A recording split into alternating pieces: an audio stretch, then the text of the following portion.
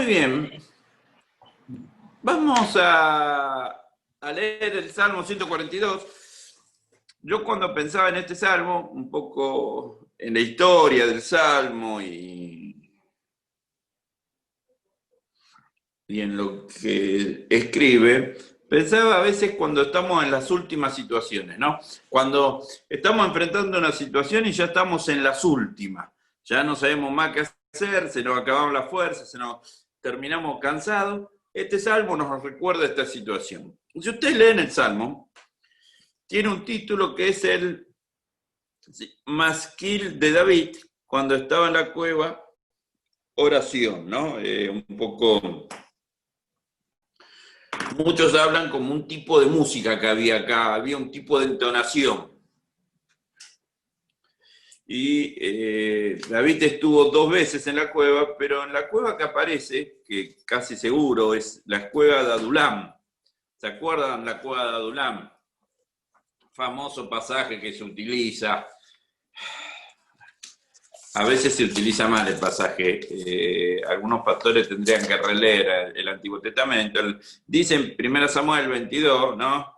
David se fue de Gat y huyó a la cueva de Adulam. Cuando sus hermanos y el resto de la familia se enteraron, fueron a verlo allí.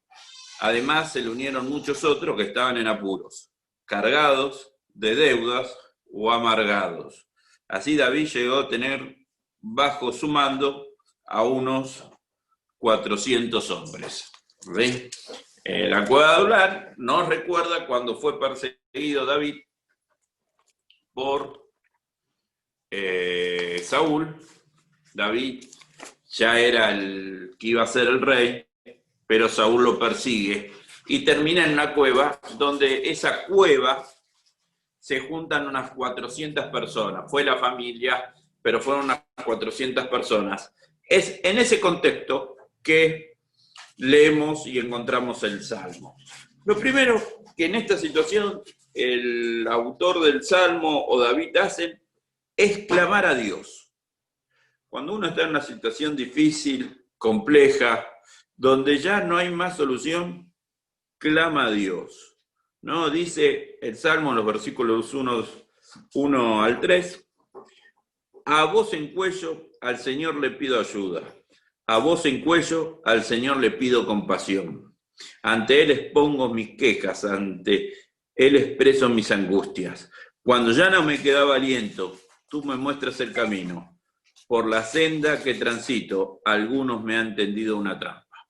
Es interesante, ¿no? Muchas veces lo primero que tendemos a hacer cuando estamos en una situación difícil, ¿qué es? Encontrar culpables, encontrar quién fue, encontrar una solución, decir, bueno, esta es la solución que podemos encontrar, empezar a ver qué hicimos mal. Dice que David, o alguien que estaba con él y escribió esto, dice, clamé a Dios. Y no una oración de compromiso, no esa oración que tiene que ver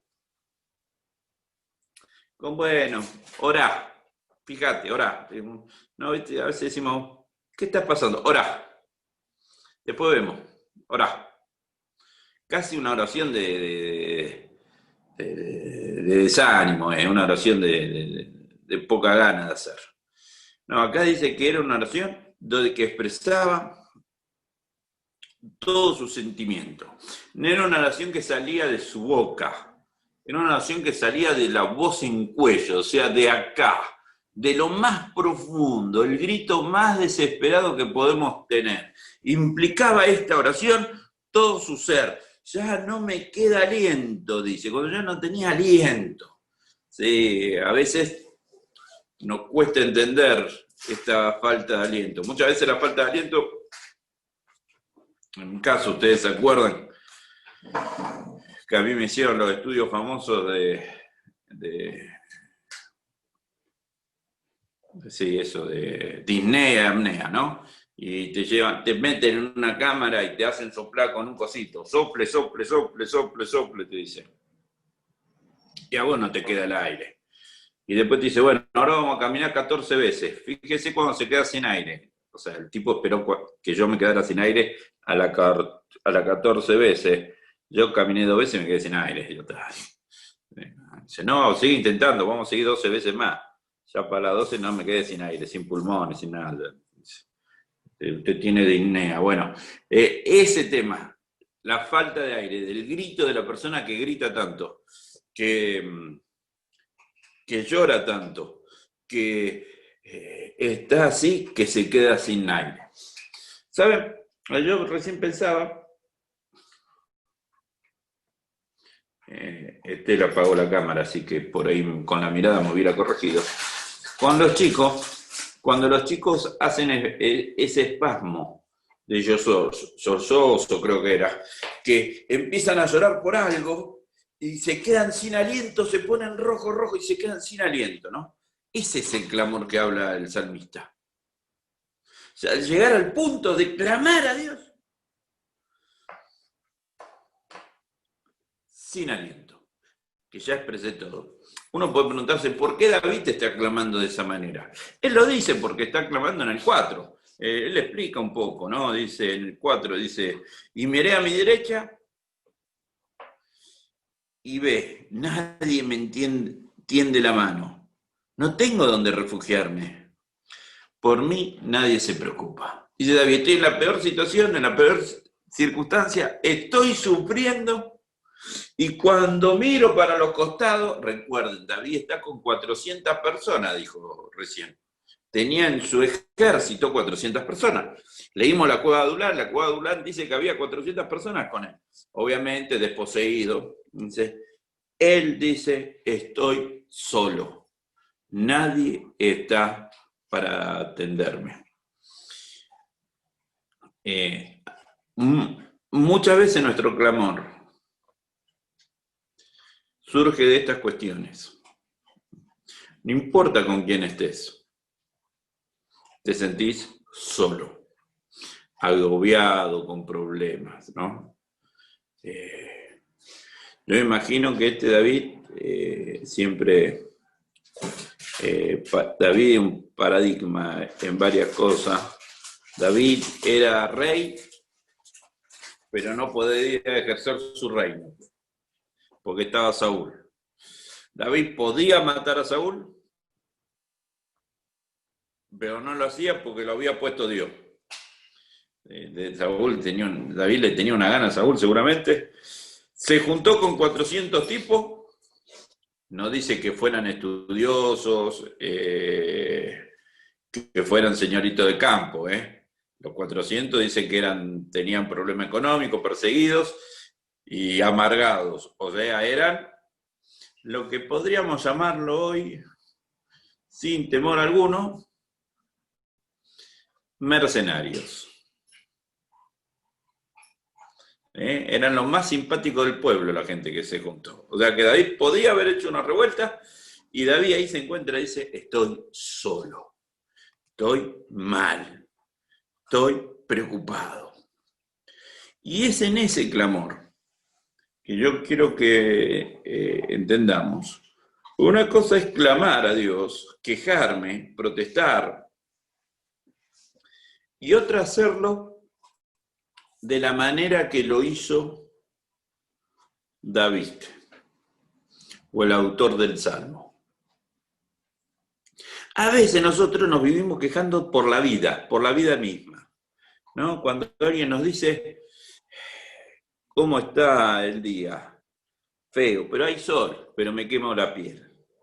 Y si no se quema la piel, está nublado, me resfrío. Y si hace calor, porque transpiro. Y si hace frío, que tengo que usar ropa, ¿no? Estamos viendo que somos quejosos automáticos. Y a veces oramos de esa manera a Dios, ¿no? Señor, ¿cómo puede ser esto? Fíjate, y nos quejamos. Pero David no es que se queja solamente. David entiende, en su queja, tiene que poner la confianza en alguien. David no se está quejando como diciendo, yo me voy a quejar, pero si Dios falla, tengo una segunda solución. Pero generalmente esto hacen las mujeres. Cuando le piden algo al esposo, dicen, no lo va a hacer, por la duda voy a hacer otra cosa.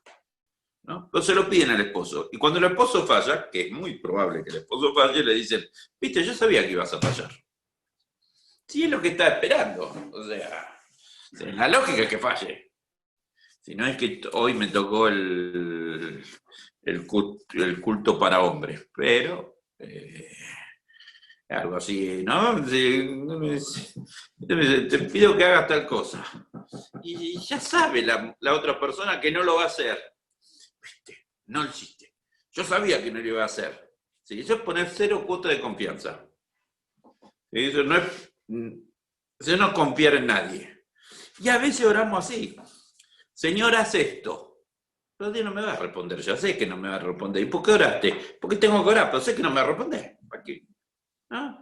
David no ora de esa manera. David ora en otro sentido. Él clama a Dios con confianza y dice en el versículo 5, a ti, Señor, te pido ayuda. A ti te digo, tú eres mi refugio. Mi porción es la tierra de los vivientes. Atiende a mi clamor, porque me siento muy débil. Líbrame de mis perseguidores, porque son más fuertes que yo. Sácame de la prisión, para que alabe yo tu nombre. Los justos se reunirán en torno mío, por la bondad que me has mostrado. David clamaba a Dios, confiando que Dios iba a responder.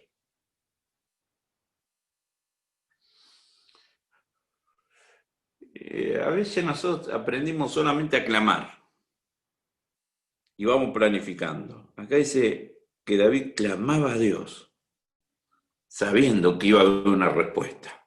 Él se reconoce en este momento que el único lugar que tiene refugio es en Dios, ¿sí? Se siente débil, se siente que los otros son más fuertes, se siente que está en una prisión aunque estaba él libre, estaba en esa situación, pero él reconoce que el único que lo puede sacar y el único que lo va a sacar es Dios. A veces tenemos que entender que en nuestro clamor tiene que haber confianza. Si yo no estoy clamando a Dios con confianza, no estoy clamando a Dios con esa confianza de decir que Él puede darme una respuesta, es una oración en vano, que no sirve. Es una oración que no tiene llegada, porque en realidad, vuelvo a hacer ejemplo, estoy clamando a Dios, pero estoy buscando una solución paralela. Sé que Dios no me va a responder. Muchas veces decimos esta frase, ¿no? Lloro y Dios no me responde. Si no es que Dios no te responde, ¿confías en Dios? ¿Confías plenamente en Dios? Cerrá los ojos en Dios y decir, Señor, vos, vuelvo a dar el ejemplo. David dice que se siente solo, que es débil. Tenía un ejército de 400 personas.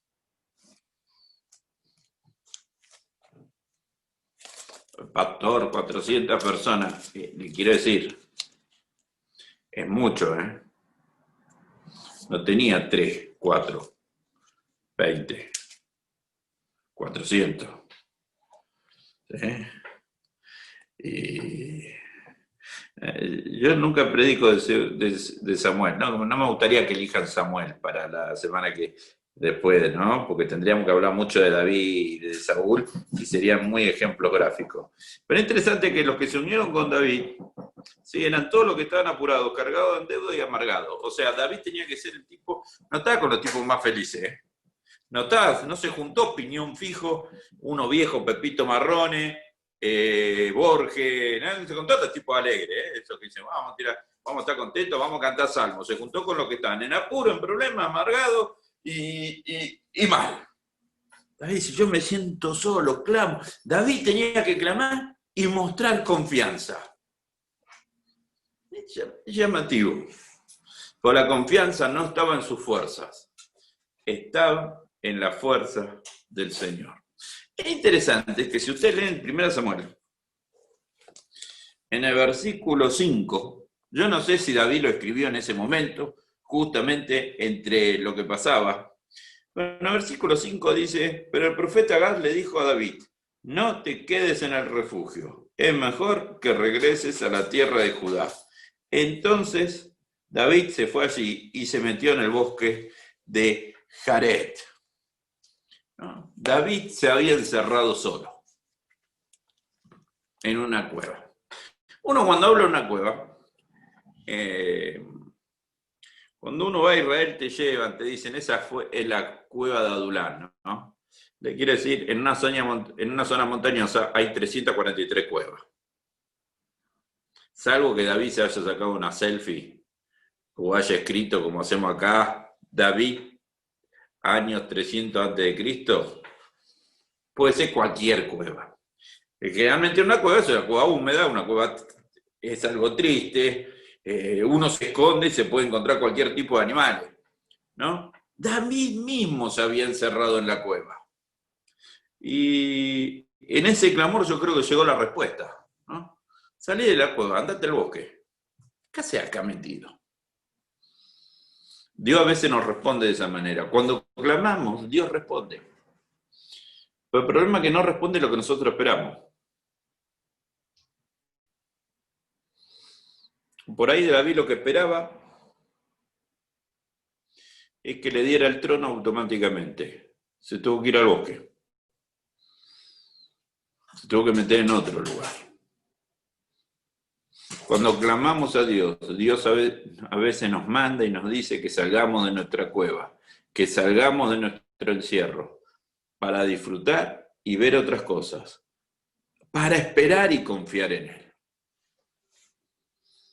Yo cuando leía este salmo pensaba, ¿no? Y ¿cuántas veces en nuestra angustia clamamos, pero no estamos dispuestos a salir? Somos,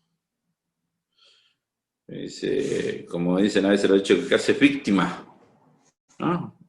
Te miran mis hijos y me dicen, víctima, ¿no? Algo así, dicen, y vos lo mirás y decís, que te estamos saludando, papi, no te estamos diciendo nada, ¿no? A veces, decime papá, no me diga víctima. No, pero a veces nos gusta ser víctima. Sí, no. Quejarnos. Bueno, David dice, bueno, quéjense, pongan su confianza en Dios. Porque cuando vos pones tu confianza en Dios, podés obedecer. Como hizo David, que fue el profeta y le dijo, ¿qué haces en la cueva? No, yo leía hoy, ¿no? No te quedes en el refugio, ¿qué haces? O sea, estratégicamente piensa en esto. 400 personas en un bosque. Son atacables por todos lados. 400 personas en una cueva. Solamente tienen una entrada. ¿Es más defendible una cueva? ¿Sí o no? La lógica es esa. Bueno, a veces, como ya predicamos una vez, Dios nos pide que hagamos lo ilógico. Y ahí está nuestra confianza, cuando obedecemos a Dios, aunque hagan lo ilógico.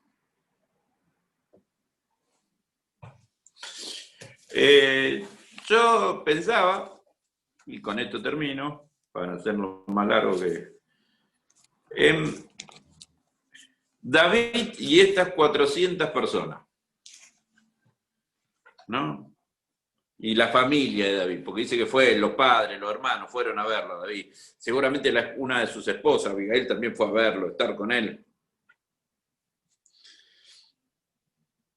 Todos le deberían dar consejo a David. Recuerden que David era un pastor de ovejas, mataba osos, ¿no? Y de todos le deberían decir, vos tenés que hacer esto, vos tenés que hacer lo otro, ¿no? Te están persiguiendo, hagamos esto, hagamos lo otro, fíjate. Y David en ese momento se sintió solo y clamó a Dios. Y Dios fue su refugio, y Dios fue su ayuda, no el consejo de los otros. Hay que clamar a Dios confiando que Dios va a hacer algo. Si no confiamos en eso, ¿para qué clamamos? Dios va a hacer algo. No te escondas. Dios va a hacer algo. Vamos a orar. Después le voy a dar, tenemos creo que 5 minutos para charlar. ¿Sí? En realidad tenemos más porque no sé si voy a ir al culto del seminario, pero bueno, ¿a qué hora? Vamos a orar. Sea nuestro Dios, gracias por este día, gracias por este tiempo y gracias, Señor, porque podemos clamar a ti confiando plenamente en lo que haces. Podemos ver tu mano poderosa, aunque nos pidas lo ilógico, saber que tú vas a hacer algo. Ayúdanos a confiar y a confiar y a confiar en estos momentos de dificultad, que podamos ver lo que tú haces en nuestra vida. En nombre de Jesús. Amén.